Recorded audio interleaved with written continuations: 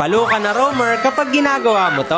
Kapag wala yung gold lane ng kalaban at yung gold lane mo, pwede mo i-cut yung minion ng kalaban para yung minion ng gold lane mo ay mapupunta sa tower. Dun mauubos. Kapag ginawa mo to, sobrang talino mo. Kasi wala nang aabot ang minion yung kalaban niya na gold lane. Magagap siya sa level at sa gold. At madidelay yung item. Ang sunod, yung tinatawag ko na zigzag. Kunwari ay papasok ka sa bush. Pero hindi naman talaga. Kapag kasi nasanay ka na ginagawa mo to, marami kang maiilaga na skill kasi naka-advance na yung tutok nila kung saan ka pupunta. Pero bigla ka palang aatras. Dagdag pogi points to sa'yo. Nakakainis kasi sa kanila kapag master mo na to. Ang sumunod, yung slow walking. Hindi dire-diretso yung lakad mo. Dahan-dahan lang or pitik-pitik lang hanggang sa makakuha ka ng vision. Basta kalkulado mo na kaya mong i-dodge yung skill ng kalaban tulad nitong Q or gusto mo talaga saluhin yung damage nila. Kapag master mo na to, marami kang mapapaalis na kalaban sa bush. At kapag dalawa naman kayo ng roam na nandun, a-attract siya sa'yo. Kasi pinapakita mo na hindi ka takot. At ang huli, yung hindi ka agad naglalagay ng skill kapag start na ng game. Hindi lang to applicable sa roam ha. Ang maganda nga example, kapag hilda ka, pwede kasing first skill yung lagyan mo para makapunta ka agad kung saan mo gusto na bush. Pero kapag kasi pokan yung laban at may nakasalubong ka, pwede kang mag second skill para mas malakas yung poke na mabibigay mo. At ang sumunod pa na example ay si Franco. Expected kasi na hook yung lalagyan mo. Pero kapag nanggugulo ka, pwede mong biglain ng flicker second skill. May chance na maagaw mo yung buff ng kalaban. Sumunod yung Tigreal. Karaniwan, first skill yung lalagyan natin talaga pang clear. Kapag may mga aggressive na kalaban sa mid na laging ng pre-freeze at nag-a-advance, pwedeng second skill yung kunin mo para madala mo sila sa tower. Magugulat yun sa'yo. At yun lang, marami pang iba yung pwede mong paggamitan nito. Sana may natutunan kayo. Sana makatulong.